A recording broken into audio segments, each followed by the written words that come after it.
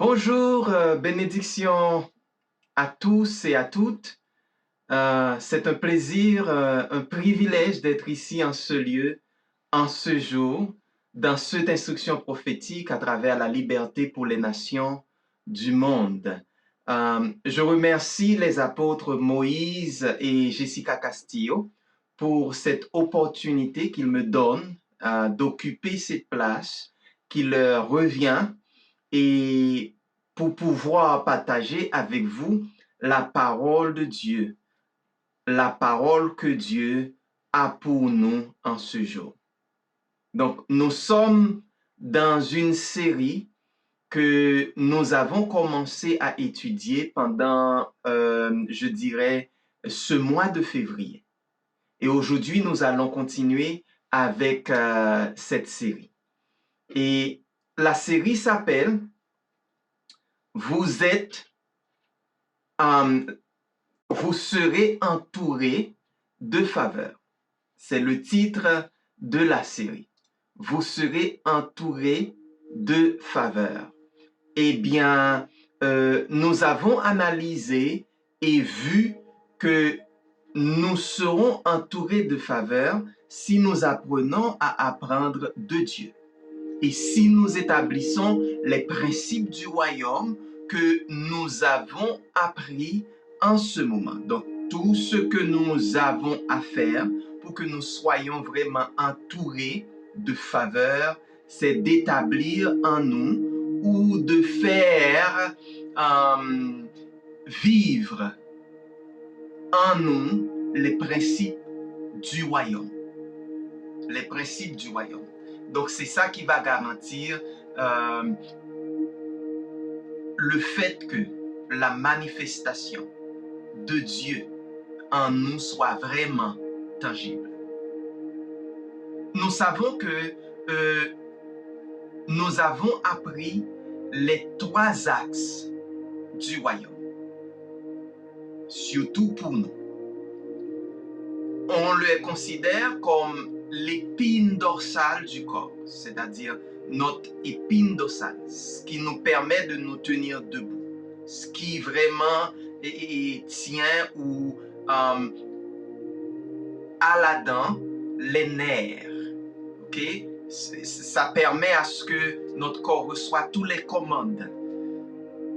Donc ces 3 axes directeurs sont semer, honorer et ne pas juger.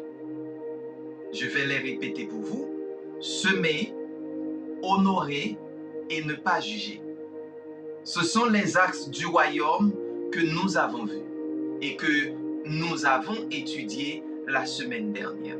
Mais aujourd'hui, j'apporte un sujet pour que nous puissions le partager, c'est-à-dire nous puissions vraiment apprendre. Et ce sujet s'appelle bras opérationnels du royaume. Alors, les 2 bras opérationnels du royaume. Comme nous avions vu les 3 axes du royaume, je pense et je sais que si vous aviez vraiment écouté notre séance là-dessus, ça paraît beaucoup plus clair pour vous. Et nous savons en tant qu'enfants de Dieu que ces choses-là fonctionnent. Ok? Ils fonctionnent. Mais nous allons apprendre ce que c'est.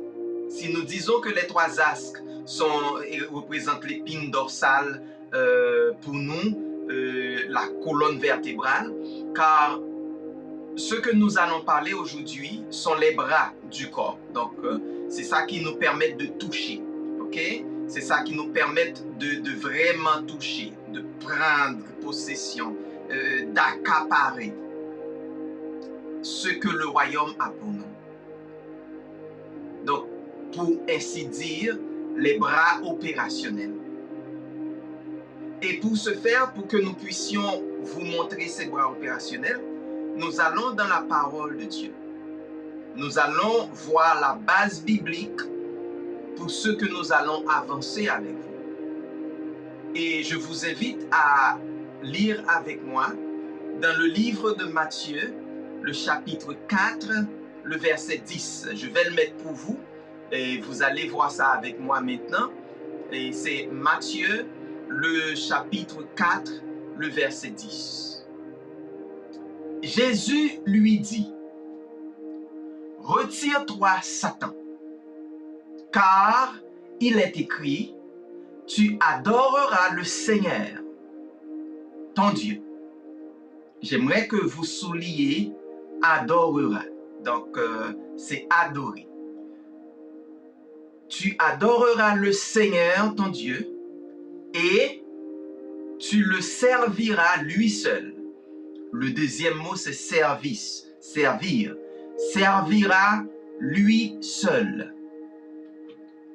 Donc, quels sont les deux bras opérationnels, les deux bras principaux du royaume? C'est le service et l'adoration, ou l'adoration et le service. Ici, nous avons vu que Jésus le Christ, Dieu lui-même, a dit à Satan, « Va-t'en ou retire-toi, car nous devrions ou nous devons ou tout être que Papa a créé, toute créature, la création doit adorer le Seigneur, le seul vrai Dieu, et doit servir aussi le Seigneur, le seul vrai Dieu. Donc, pour nous, c'est très important d'adorer et de servir Dieu en Jésus-Christ. C'est très important. Donc, en parlant de service, je veux que ça soit très clair pour nous comment nous allons fonctionner en service. Donc, le plus souvent, ce n'est pas quelque chose que nous arrivons à comprendre. C'est une habitude. C'est un langage dans la religion quand on parle de service. La connotation, c'est faire n'importe quoi. Je vais faire ceci, je vais faire cela, dans une mentalité pour dire que je sers le Seigneur. Je sers le Seigneur. Donc, nous disons bien, je sers Dieu parce que j'ai fait certaines choses dans l'église, parce que je prêche, parce que j'ai des activités. Non pas là où je sers Dieu. C'est pas ça qui est important. C'est pas l'endroit où je sers Dieu. Mais vraiment, le service de Dieu doit être en sa présence. Donc, on ne peut pas dire qu'on n'a pas de relation avec Dieu, mais qu'on le sert. On ne peut pas dire que on fait tout le contraire à ce que Dieu dit, mais on le sert. Et on se donne le titre de serviteur ou servante de l'Éternel. Et la présence de Dieu est très importante pour nous. C'est très, très, très important pour nous. Pour que nous puissions ou pour que nous soyons des serviteurs, pour être en mesure de servir, la présence de Dieu est très importante. Donc, le service est compris par des suggestions. Et j'aimerais que ça soit clair pour vous aussi. La suggestion que nous disons, ce n'est pas une suggestion qui est faite n'importe comment. En anglais, c'est subjective utterance. Donc, ce sont des suggestions qui viennent directement de la parole de Dieu. C'est une façon que Papa nous parle en nous donnant des suggestions, soit au tréfonds de nous-mêmes, mais qui passent à travers de sa parole comme une sorte de révélation. Et puisque nous sommes prédisposés à écouter le Seigneur, à entendre sa voix, à comprendre comment il parle, à comprendre la direction qu'il veut que nous prenons, à comprendre sa directive, donc ça nous permet de comprendre que le Seigneur me parle pour que je puisse servir dans telle direction. Si nous sommes en présence de Dieu, nous servirons Dieu par suggestion et soumission à l'autorité. Donc, disons à ce que Dieu dit à notre vie. Si nous ne sommes pas soumis, parce que nous faisons des choses comme je viens de dire tantôt, parce que nous avons des activités, nous avons des choses que nous faisons, mais si nous ne sommes pas sous une suggestion directe de la part du Saint-Esprit, si nous ne sommes pas soumis à l'autorité, nous ne servons pas vraiment comme Dieu veut que nous servions. Donc, disons, comme j'ai dit tantôt, la suggestion que je parle, c'est entendre la voix du Saint-Esprit. Comprendre ce que la parole nous dit. Et la parole ne vient pas comme tout le temps, comme fais ceci, comme une sorte de commandement direct, mais ça vient comme une sorte de suggestion. Mais c'est une suggestion au très fond de nous-mêmes. Le Saint-Esprit nous parle, nous guide vers une direction pour que nous puissions servir le Seigneur. Mais ce service ne peut pas être fait à l'aveuglette ou juste par une décision impromptue, mais c'est un service qui est fait sous autorité. Donc, l'autorité que Dieu met sur nous donne aussi la direction, nous aide à rentrer dans la direction que Dieu veut pour nous. Donc, c'est un travail bien... Si on peut parler de service, si on peut parler de ce que Dieu veut que je présente, parce que Dieu est un Dieu qui a créé l'ordre. Tout est en ordre avec lui. Donc, il ne va pas établir en nous une décision qui va au contraire de l'ordre qu'il a établi. Parce que celui qui sert et celui qui fait ce que son autorité lui dit, c'est celui qui fait ce qu'il ne veut pas. Donc, c'est pas quelque chose qu'on veut personnellement. C'est pas quelque chose qu'on désire à faire personnellement, mais c'est quelque chose que Dieu nous demande de faire. Et il faut faire vraiment la différence entre faire quelque chose pour nous-mêmes, pour qu'on se sente bien, et faire quelque chose pour le Seigneur.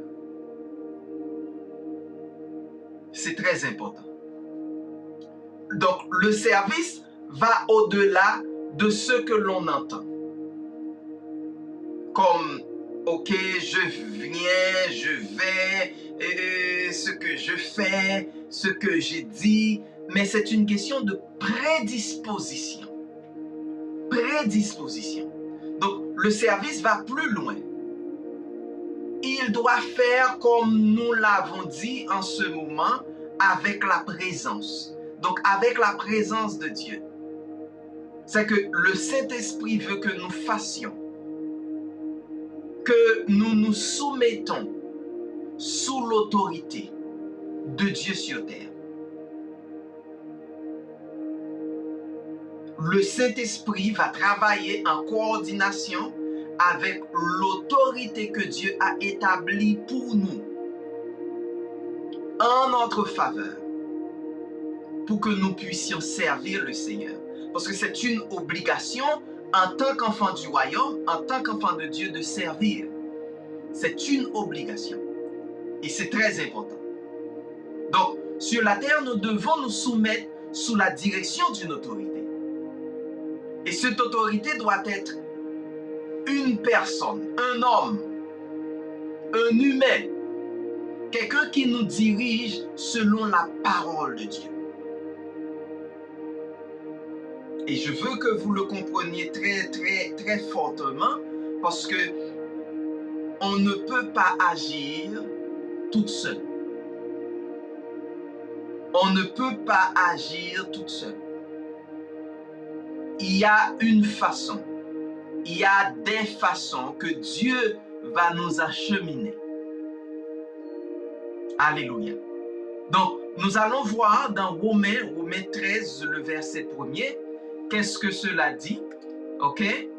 Donc, que toute personne soit soumise aux autorités supérieures, car il n'y a point d'autorité qui ne vienne de Dieu. Et les autorités qui existent ont été instituées de Dieu. C'est très important.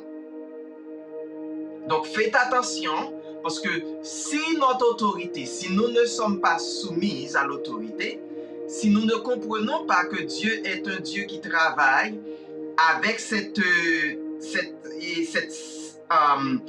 comme il commence toujours par la tête, donc il va donner à l'autorité qu'il a établie sur nous cette capacité de nous diriger vers le service. Voilà pourquoi en tant que serviteur de Dieu, en tant que servante de Dieu, toute position que Dieu nous donne dans le royaume est importante. Parce que nous avons un travail très spécifique que nous devons faire pour le royaume. Et tout cela, c'est pour notre Dieu. Donc, Romains 13, verset 1er, nous dit que nous devons soumettre à une autorité. Et il n'y a pas d'autorité qui ne vient de Dieu. Si nous voulons donner un service à Dieu, nous devons nous soumettre. Donc la soumission à avoir avec faire ce qu'il nous demande. Car il ne demande pas parce qu'on nous donne de dire ou si je veux obéir. Par exemple, on ne nous demande pas de choisir. Comme si je fais ou comment nous voulons attendre. Nous voulons faire ce que Dieu veut. Ipso facto. Dans l'immédiat, avec notre capacité de nous soumettre sous la volonté de Dieu.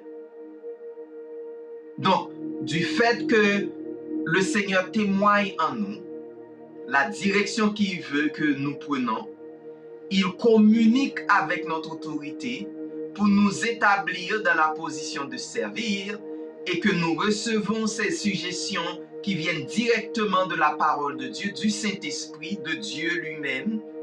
Et avec la soumission, ça va nous mettre sur la bonne voie. Donc, la suggestion que nous recevons, la soumission aussi, consiste à faire ce qu'ils me disent pendant le temps où ils me disent. Pendant le temps où ils me disent ce que je dois faire. Et même si je n'aimerais pas. Donc, imaginez Josué et Moïse. Si Josué n'écoutait pas, si Josué a refusé de faire ce que il devait faire. Ok? Nous avons notre Sauveur, notre Seigneur Jésus-Christ, qui a décidé d'obéir au Père et prendre la décision de venir sur terre. Imaginez s'il a rébellé ou s'il n'a pas fait selon les dits de son Père. Donc, en nous, nous devrions avoir cette capacité de recevoir la suggestion qui vient du Saint-Esprit et aussi d'être soumettre à notre autorité. Donc, il faut que je sois prêt à faire ce que je ne serais pas disposé à faire. C'est vraiment une soumission. Et une suggestion est tout ce qui a à voir avec le service, qui a à voir avec la présence de Dieu. Comme j'ai dit tantôt, c'est à partir du Saint-Esprit, à partir de ce qu'on entend, que la parole de Dieu nous enseigne, que le Saint-Esprit parle au travers de nous-mêmes. Et le Saint-Esprit, lui qui est un esprit d'ordre, il va communiquer ça à notre supérieur ou notre autorité. Et l'autorité va nous établir dans la position que Dieu veut que nous grandissons. Ce que nous aimons et adorons, c'est ce que nous finissons par servir. Nous allons toucher l'adoration. Donc, pourquoi j'ai dit ça? Nous rentrons au milieu de l'adoration, par exemple. Et si vous et moi, nous adorons l'argent, nous allons servir l'argent. Si nous adorons le travail, ou si nous adorons nos enfants, la famille par exemple, nous finirons par les servir. Parce que nous les mettons en premier.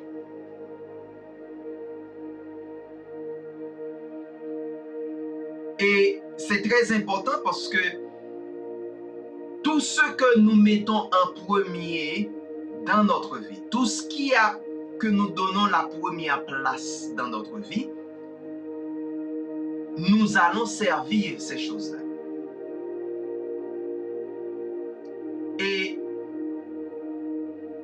dès qu'on commence par les servir, la parole nous enseigne que ce que nous devons servir et adorer, c'est Dieu d'abord et seulement.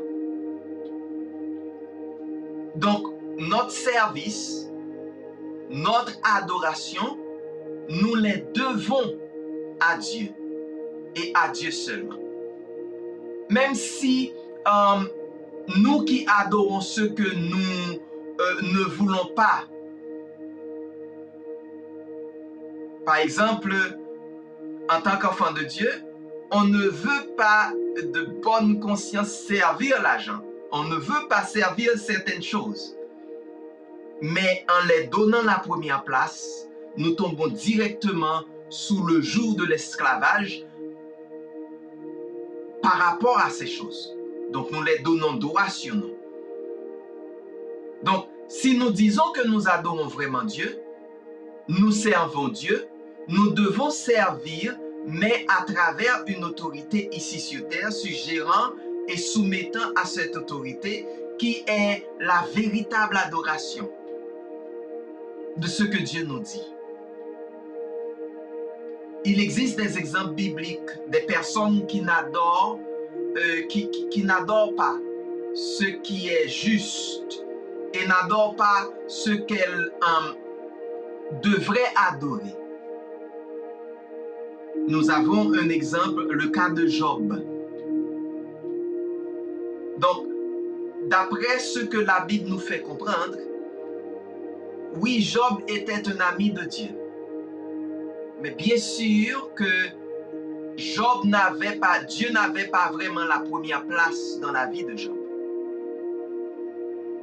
Et puisque Dieu n'avait pas la première place dans la vie de Job, la vie de Job n'était pas dans la main de Dieu. Parce que papa a déclaré que le diable avait la vie de Job entre ses mains. Donc, la Bible dit qu'il était séparé séparé de Dieu. Parce que sa faiblesse était ses enfants. Et en tout le temps, il faisait des sacrifices pensant que les enfants avaient fait des choses peut-être graves qui n'étaient pas bonnes.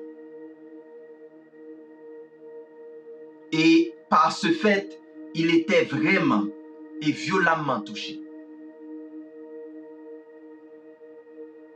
Donc, Job adorait Dieu, il apportait des sacrifices, il faisait pas mal de choses, mais c'était pas vraiment pour Dieu.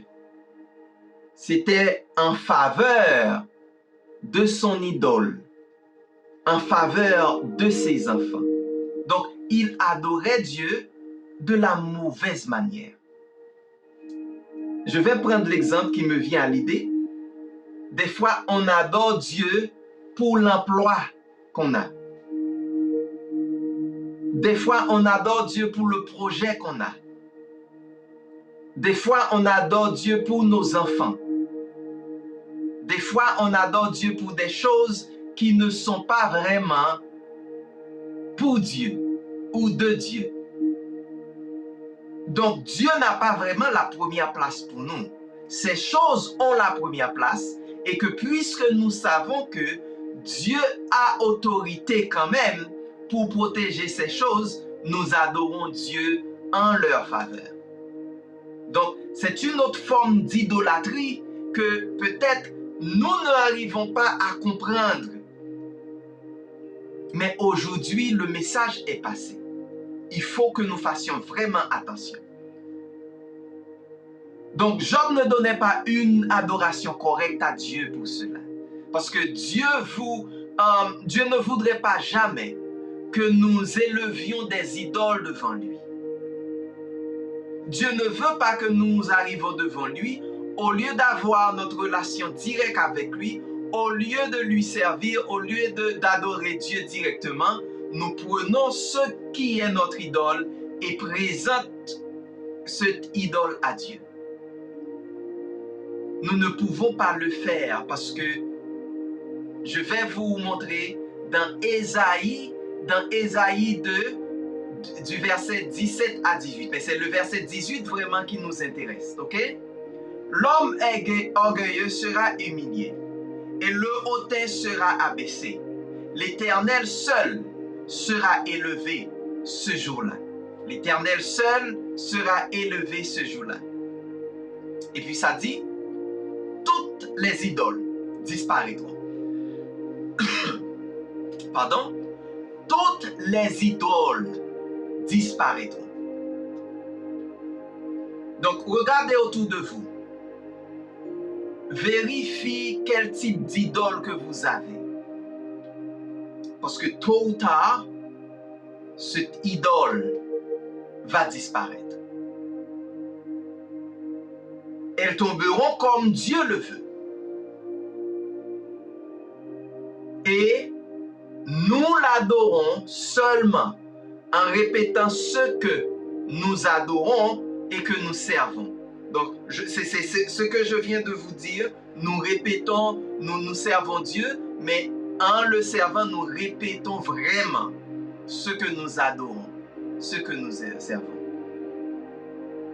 Dans la Bible, nous connaissons l'histoire du jeune homme riche qui adorait. Alors lui, pour lui, il adorait. Il faisait ce que Dieu demande.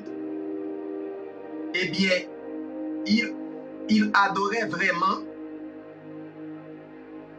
l'argent et sa richesse. Je m'excuse. C'est-à-dire, et dans Matthieu 19, versets 16 à 30, ça nous parle de l'histoire de ce jeune riche.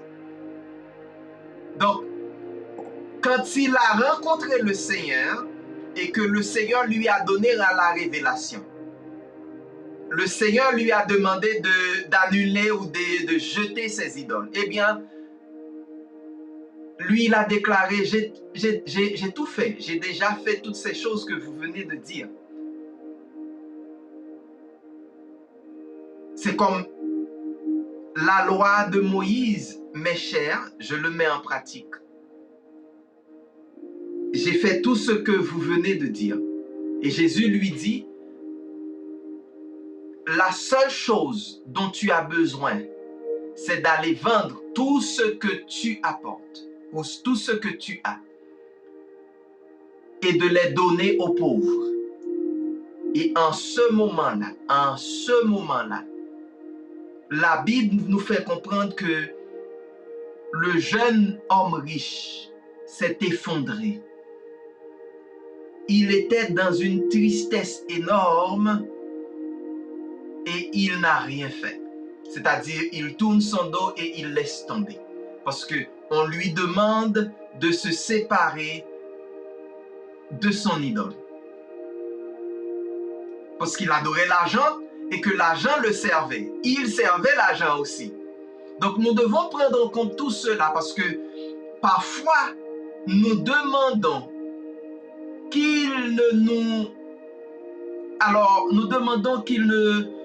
que ces idoles-là ne soient pas tombées. Des choses que nous faisons, des attachements. Et ces idoles ne nous permettent pas de célébrer le Seigneur. De célébrer le Seigneur. De vraiment marcher dans la direction qu'il veut que nous marchions. Donc c'est très important. Donc, nous devons nous rendre compte des services que nous donnons à Dieu, de l'adoration que nous voulons donner à Dieu, que les services et l'adoration soient corrects, soient vraiment dans la bonne direction. Mais maintenant, comment allons-nous fonctionner dans la vraie adoration? Comment allons-nous rentrer en présence de Dieu? Lui donner notre service et notre adoration. Et c'est de cela que Jésus parlait à travers de la gloire de Dieu. Et nous savons bien que la gloire de Dieu est Dieu c'est Dieu en train de faire ce que nous ne pouvons pas faire. Et si la gloire fonctionne dans notre vie, s'il y a de l'adoration comme Dieu le veut, la gloire de Dieu entre et fait ce que nous n'arrivons pas à faire, ce que nous ne pourrions pas faire. Cela veut dire des choses qui ne pourraient pas fonctionner avec la gloire de Dieu. Ces choses-là vont marcher. Il faut vraiment que nous donnons à Dieu la vraie adoration en obéissance. Donc, des fois, dans notre coutume, dans les coutumes religieuses, qu'est-ce qu'on fait? On chante des chants vraiment doux, on chante lentement, on crée une sorte d'atmosphère. On lève les mains. Il y a pas mal d'activités qu'on fait pour dire qu'on adore le Seigneur. Mais l'adoration, vraiment, c'est l'obéissance. L'adoration, c'est vraiment l'obéissance. Quand nous nous trouvons dans la vraie adoration, qui est l'obéissance, c'est alors que nous n'arrivions à faire ce que nous ne pourrions pas faire. Parce que c'est Dieu, avec sa faveur, qui commence à travailler pour nous. La gloire de Dieu vient et fait toutes choses. Donc nous comprenons que Job adorait les enfants. Le jeune homme riche aimait l'argent, il adorait l'argent. La vraie culte est l'obéissance. Donc, les affaires et le profit seraient consacrés à Jéhovah. D'abord, Dieu. Et dès que c'est fini, on peut manger à sa faim. Et rien ne manquera. On peut s'habiller magnifiquement. Et avec lui, on n'aura jamais honte.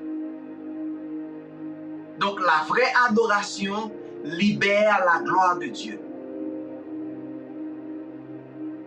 Le poids que vous et moi, nous ne pourrions pas faire, nous ne pourrions pas lever ces choses-là dans notre humilité, dans notre humanité, pardon.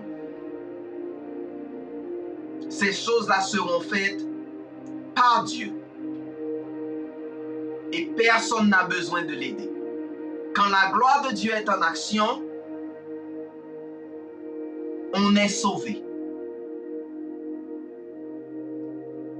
Cette gloire libère, elle restaure, elle guérit. Et l'application des principes de Dieu n'échoue pas.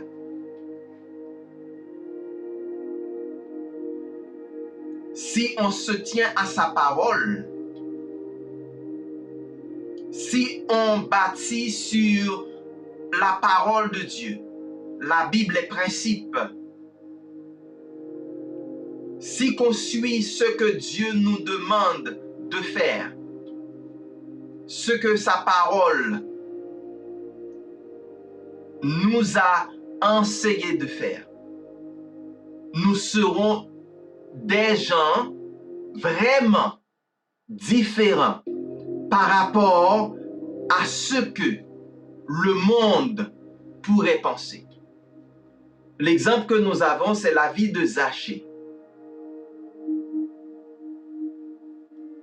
Zachée, Dieu est entré en lui, chez lui, et tout de suite la révélation est venue. Et il a obéi. Le Saint-Esprit a témoigné dans son cœur que la personne qui est entrée chez lui n'est pas une personne ordinaire, c'est Dieu lui-même. Et d'un coup, Zachée commence à mettre en pratique les principes. Les principes. Et c'est quelque chose que nous pouvons voir dans Luc 19, versets 8 à 9. Je vais le mettre pour vous. OK? Mais Zachée, se tenant devant le Seigneur, lui dit, ça c'est la manifestation. Voici, Seigneur, je donne aux pauvres la moitié de mes biens. Et si je fais tort à quelqu'un, à quelque chose, si j'ai fait tort de quelque chose à quelqu'un, je le rends le quadruple. Jésus lui dit, le salut est entré aujourd'hui dans cette maison, parce que celui-ci est aussi un fils d'Abraham. Voilà qu'est-ce qui va se passer quand l'obéissance commence à manifester. On va recevoir le salut. On va vivre dans la gloire de Dieu. Notre vie ne sera pas la vie ordinaire ou la vie néfaste que le monde connaît. Notre vie va être une vie de gloire, une vie vraiment glorifiée. Donc quand il y a vraiment de compréhension, il y a un changement, il y a une transformation. La vie de Zachée a été changée. Lorsque nous regardons dans Luc, le chapitre 7, verset 36-38, vous pouvez le vérifier vous-même, la vie de Marie de Magdalena. Elle a donné à Dieu ce qu'elle adorait, ce qu'elle aimait. Et jusqu'à présent, on parle d'elle. On parle d'elle d'une personne qui a fait quelque chose pour le Seigneur. Donc, elle servait le Seigneur. Et elle servait le Seigneur avec cette signe d'humilité. Bien sûr, en tant que femme, elle aimait ses cheveux. Elle les a utilisés au service du Seigneur. Oui, elle aime les parfums et le parfum était tellement cher qu'on l'a considéré comme un parfum qui coûtait un salaire annuel. Donc, moi, je ne mets pas de cap dessus, bien que pas mal de gens mettent une limite pour dire combien que c'était cher, mais moi, je vois le sacrifice. même si on était multimilliardaire, mais on peut considérer notre salaire pour l'année, et c'est ça qu'elle a investi. Même si elle était très pauvre ou elle travaille pour un salaire vraiment maigre, elle utilise cet salaire annuel pour donner au Seigneur. Donc, elle a sacrifié son idole. Mais il y a une autre personne qui a subi différemment que Marie. Si nous regardons dans Genèse 31, chapitre 31, le verset 34 à 35, nous savons que Rachel, la femme de Jacob, elle était idolâtre. Elle n'a pas pu laisser tomber ses idoles. Elle était frappée de stérilité et elle est morte d'une manière prématurée. Donc, la mission qu'elle devait avoir était avortée à cause de l'idole qu'elle ne voulait pas laisser partir. Donc, beaucoup de fois, nous pouvons être exposés. Mais si nous servons et adorons Dieu, cela fera une différence. Car en nous, il y aura Jésus. C'est la différence que nous pouvons vous présenter. L'exemple se trouve dans Jean 8, le premier verset jusqu'au verset 11. La femme adultère. Dès qu'elle a rencontré Jésus, Jésus lui a communiqué. Alors c'est de cette suggestion que je vous parle. Donc on entend la voix de Dieu, on obéit.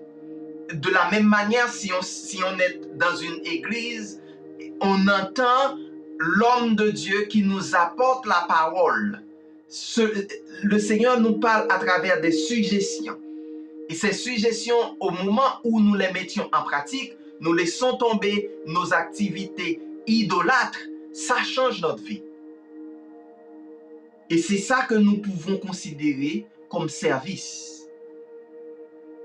Donc, notre vrai service est une vraie soumission à Dieu, à sa parole et à l'autorité qu'il a établie.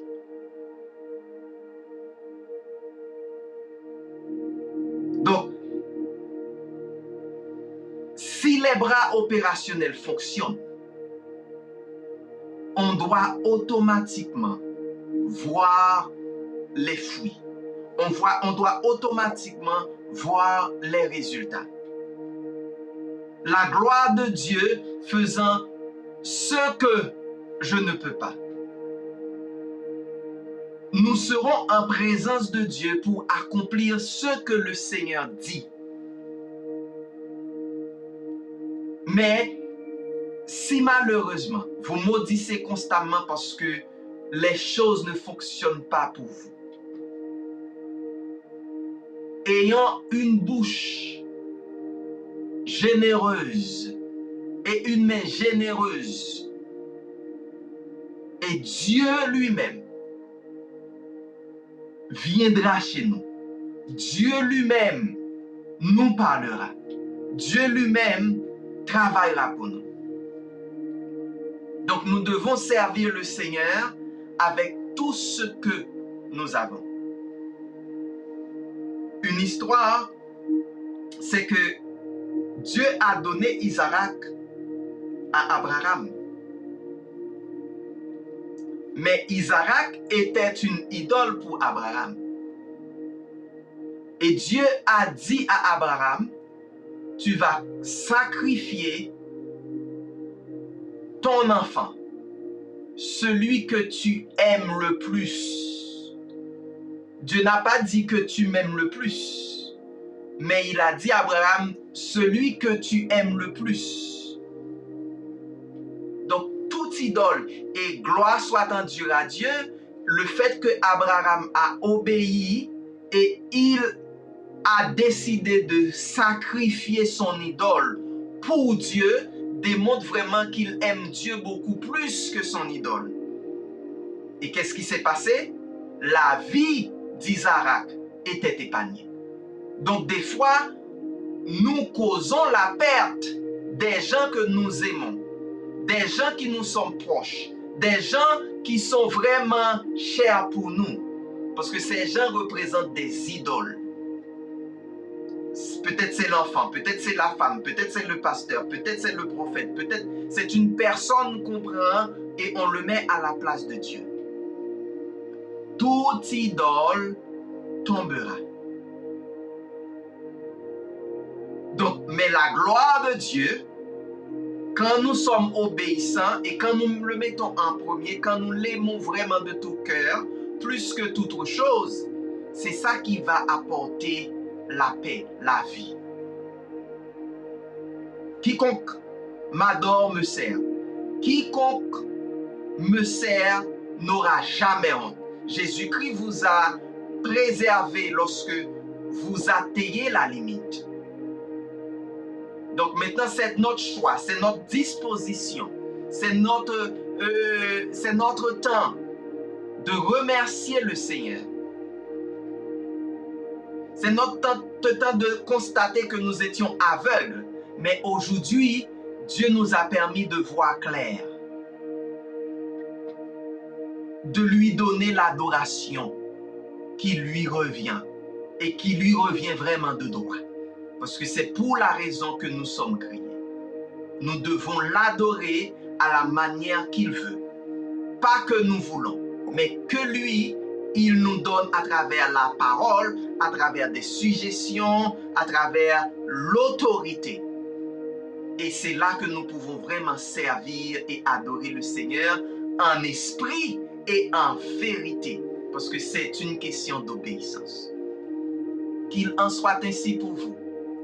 Que le Seigneur vous guide à vraiment comprendre ce que l'Esprit dit, ce qu'il veut pour nous, parce qu'il ne veut pas que nous périssions, mais il veut que nous ayons la vie éternelle et que nous ne vivons pas dans la souffrance, mais dans l'abondance de toutes bonnes choses.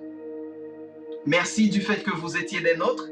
Nous allons encore vous rencontrer pour mercredi prochain, même heure, pour vous apporter l'instruction prophétique.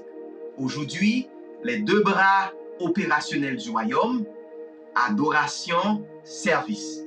Pas de vous-même, mais selon ce que Dieu veut, selon la manière que Dieu veut que nous lui adorons.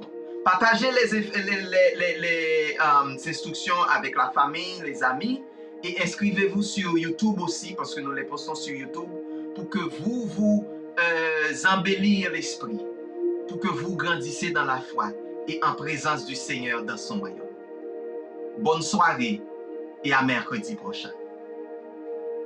Bye bye.